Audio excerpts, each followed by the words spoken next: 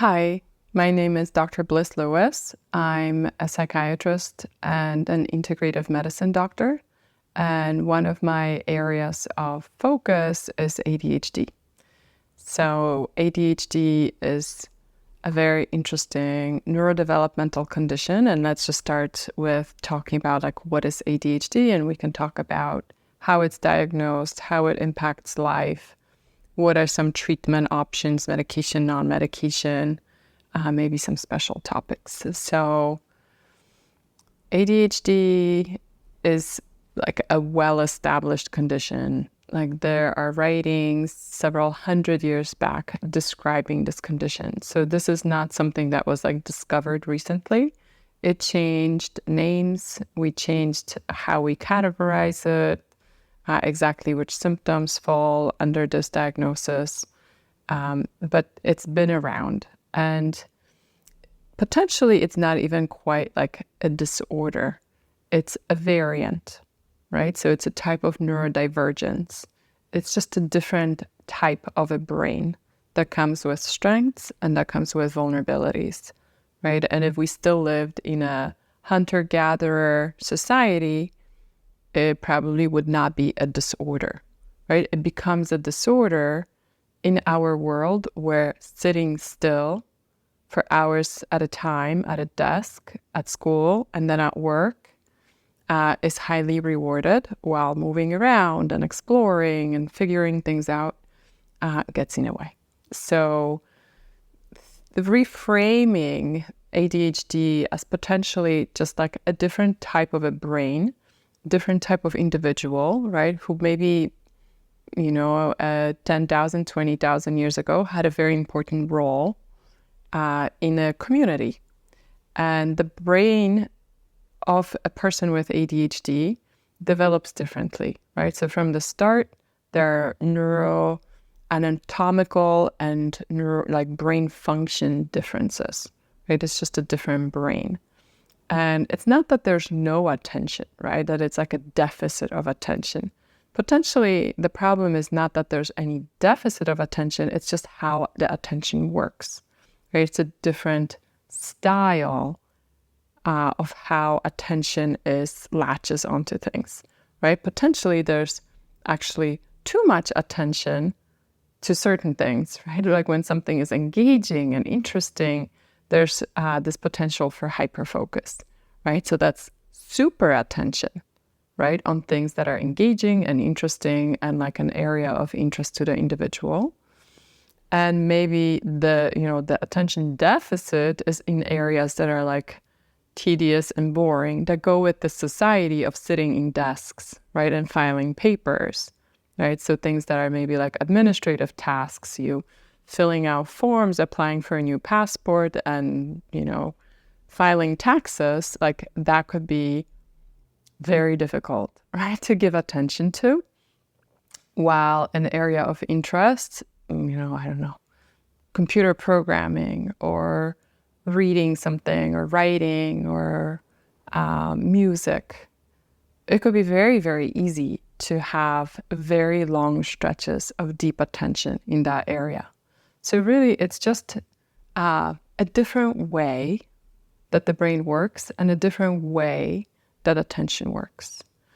But because we are living in this society, the brain of a person with ADHD is not quite in tune, matched to the expectations and requirements to be successful in this world, right? Of, how we work with time, what's expected of individuals, right? So there's this mismatch of genetics and aptitudes between the individual and the current world, right? And current schooling and jobs. So that's a way to also, instead of focusing on weaknesses, vulnerabilities, it's a problem, it's a thing, right? It's also a way to really highlight the strengths. And ADHD brings certain strengths, right? It's established, it's in research that this particular type of brain does have advantages, right? There's a particular advantage for creativity. There's an advantage for problem solving, for kind of this novel exploration, right? Coming up with new solutions, looking for new things. So there are benefits to having that, right? It's how to help individuals with ADHD, or, if you have it then yourself, figure out like what are those strengths and how to tap into the strengths, and how to identify what are the vulnerabilities and how to manage the vulnerabilities, right? Rather than to think that like the whole thing is a disaster, it's a disorder, right? It's just like, it's a variant. It's a neurodivergent variant, just like many other things. So that's like a fundamental attitude to soften some of the the disorder aspect attitude towards it. And if it doesn't cause issues, then it's really mild, maybe doesn't need any attention or treatment, right? So the other thing with ADHD, it's typically something that develops early in childhood. It's like a brain trait, right? So it's like built into the brain.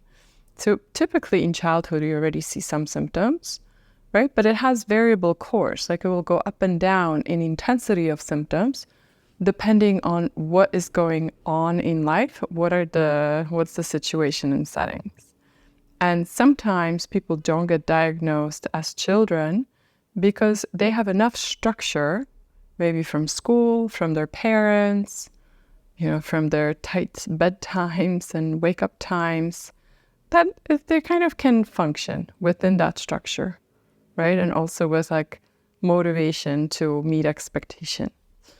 And sometimes it takes, like life being really full. Maybe it's a peak of a career plus 2 kids plus aging parents plus what are some relationship issues. And that maybe is like the point where it's like overwhelms the attentional kind of coping mechanisms and way to like manage the symptoms. And the symptoms become much more prominent and affect multiple areas of life, right? So that's when it becomes a disorder, when the attentional style is not fitting enough to the demands, so that certain things start to suffer, right? Maybe work suffers, family life suffers, relationships suffer, self-care, maybe, bills don't get paid, taxes don't get filed, paperwork is building up, it's hard to keep up with appointments, there's procrastination, there's there's then eventually trouble with motivation, emotional symptoms and all of that. So, and then there might be a period in adulthood where like things settle and there's a lot of time to exercise and there's like a very clear routine and very orderly food, right? And symptoms will go down. So it's just this like fluctuation with life and life's demands and who knows, many other factors. Maybe it's like in part like what you're eating or how much time you have for exercise and mindfulness and sleep that will affect what happens over time. And the symptoms in childhood are somewhat different than in adulthood. Like in childhood, for example, the 3 main components is inattention, hyperactivity, impulsivity, right? And in childhood, the hyperactivity may be like actually really jumping around, climbing and moving. In adulthood, that may more be like an inner restlessness, like fidgety, restless, can't relax, kind of like active mind, always have to be doing something, seeking stimulation, looking at the phone, looking at something else here, right? Kind of feeling can't relax and restless rather than like moving around all the time, right? Because also maybe that's a skill that was learned. It probably costs energy still, right? To not move around and to sit still and to keep fidgeting. It's not like free, right? It costs energy, but we learn with life to adapt and fit, what's expected and fit into the frames of our life. The other like interesting things is in adults, very prominent feature is executive dysfunction, right? So in kids, because kids are in school, they have help from school and parents to stay organized, may actually be that like their lives are more structured, right? And that executive dysfunction may become particularly clear, somewhere around transition from high school to college, right? Or maybe even later when the individual needs to be able to manage their own self-care, right? Manage their own sleep schedule, manage their own eating, manage their own substance use, manage their own daily planning, weekly planning, organization. It's a lot to take on all at once, right? If a lot of that was structured previously by family, home, school, right? So often it suddenly becomes very clear that that's a very challenging area, right? And sometimes even just to get sleep schedule in order takes a lot of energy and effort. To learn to use a planner consistently takes a lot of effort. To develop systems for how to stay organized in physical space and with a calendar in life takes a lot of energy, right? The other adult element, and also this is in kids, but it's a little different in kids and adults, is this emotional regulation difference and trouble, right? So there's more quickness to anger in ADHD, and it's harder to really stay steady and regulate emotions. It costs more, takes more effort. It's something that is learned over time and we get better at it, but it takes more effort for individuals with ADHD, and when strained or stressed or not doing a great job with self-care, that irritability, quickness to anger may become very visible, right? There's a whole other thing that medications may also have side effects that look like that. They can increase irritability, and the stimulant is wearing off, maybe like just this cranky time, right? Or maybe even when the stimulant is working, right? There could be more edginess. So that's a tough symptom, right? It doesn't feel good to be feeling off, discontent, edgy, irritable, right? Or to have a hard time regulating one's emotions, to be very quick to react or impulsive to say something. So these things can get in the way of work, for sure, in the way of relationships, right? Family, kids, romantic, friends, teachers, bosses. It takes extra effort to know oneself and know how to take care of that, right? And maybe sometimes it helps to disclose to close people, right? Maybe not at work, right? Or be really mindful, but at home, right? To your significant other, family members, right? Something to just and you don't have to label it. This is a disorder, I have ADHD, but just to name oh, I have a hard time with this in these situations. I'm working on it. I'm aware, right? Bringing mindfulness, or letting people know. It's sometimes when I'm really focused on something and you're talking to me, I may not hear you, right? Because I'm just totally absorbed. So try to, catch my eyes, right? If you really need me to hear, what time you'll be back or whatever you're asking me to do. So those are, there's so many skills and tips. There's so much to learn to make this variant, this particular flavor of human mind, flow more gracefully with more ease in this world, right? But we know because of the differences in how time is felt and perceived, in this emotional regulation, in executive function, the need for movement. It's a lot of areas that need to be adjusted, or there's some strain, right? So it's also how to have extra empathy for people who are dealing with ADHD, to recognize they might be working really hard, right? Just doing the same thing, getting the homework done, may cost more effort, more energy, right? It may just be harder, or to sit down and read a book for an assignment or something like that. So instead of being frustrated about it, just to like praise the effort, and just recognize. So there are also non-medication treatment options for ADHD. And there are lots of them. And they work. So my pet favorite is mindfulness. And I wrote a workbook about using mindfulness as a treatment for ADHD. I'm a big believer in mindfulness as a treatment for most things. So I practice mindfulness, and I think it's possible for people with ADHD to really embrace mindfulness with modifications to practice it in a way that fits their mind and their temperament. And it helps. And there's research to back that. So there are a bunch of research studies showing that mindfulness is an effective treatment for ADHD. So it will also help for like 25 other things. So definitely worthwhile to engage in mindfulness.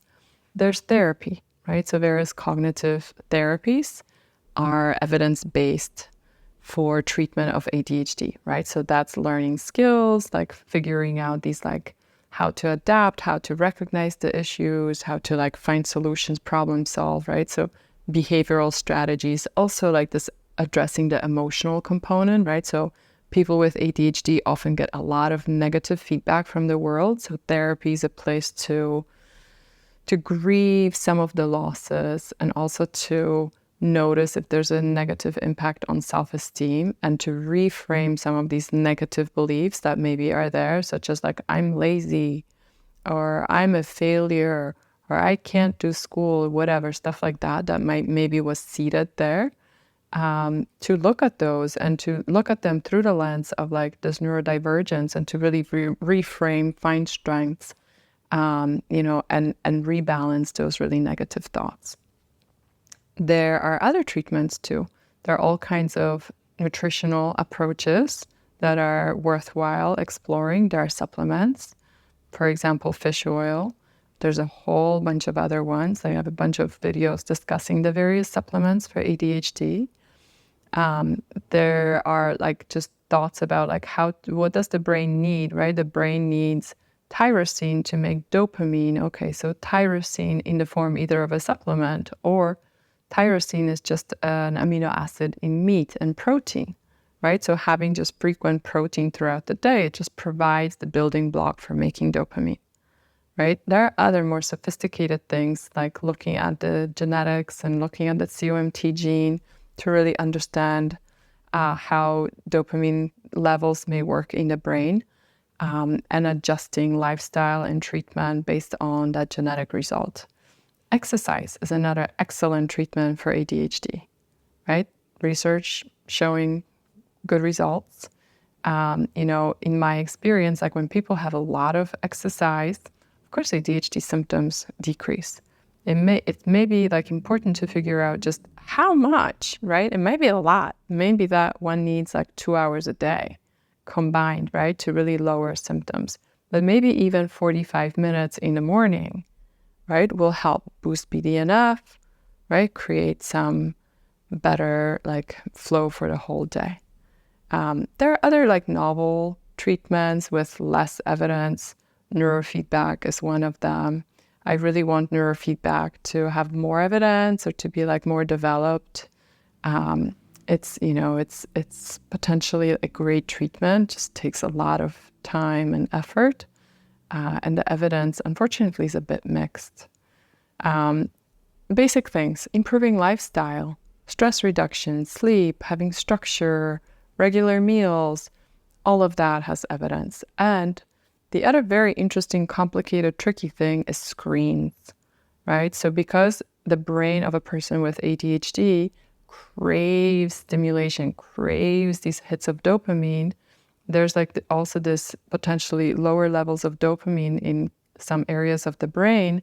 And social media gives us these hits, fast hits of dopamine, right? So a person with ADHD might be particularly vulnerable to get hooked on screens, on games, on anything like that, that's like designed to like suck you in, pull your attention and give you dopamine hits to keep you addicted, right? So unfortunately, internet addiction, gaming addiction, social media, all of those are huge vulnerabilities for people with ADHD. So I always check, like, how many hours a day are you on social media, or even just on TikTok, or even on whatever gaming thing you're into. And, sometimes it's like 7 hours, 9 hours. Well, of course, that's going to have a huge impact on like all areas of life. And what it also does, those things are so fast and jumpy, it actually undermines long sustained focus, right? So then it's like further kind of exacerbates and worsens the ADHD symptoms. So really an amazing non-medication treatment that nobody likes to hear when I say is get rid of screens. Throw out the TV, right? You don't need a TV. You can live without a TV, right? Get rid of whatever social media apps draw your attention too much. Just get rid of them. Don't use them, or at least don't have them on your phone, right? Or whatever gaming thing, or find a way to still have it in your life, but in a regulated way. Maybe there's like a dedicated laptop and it's only on that laptop, right? And that laptop is put away, right? It gets really complicated and really tricky, and takes a lot of kind of like personal journey and exploration to figure out like what makes sense for each individual person, and how to be like kind to yourself, right? And non-judgmental, and yet honest, and really assess like what's the impact, what's your true relationship with screens, what's the impact on relationships or sleep or whatever areas of life, and tackle it. We're like anything else, right? It's like it's a difficult one. It's a powerful addiction, but it's manageable. So there's hope even for that difficult issue.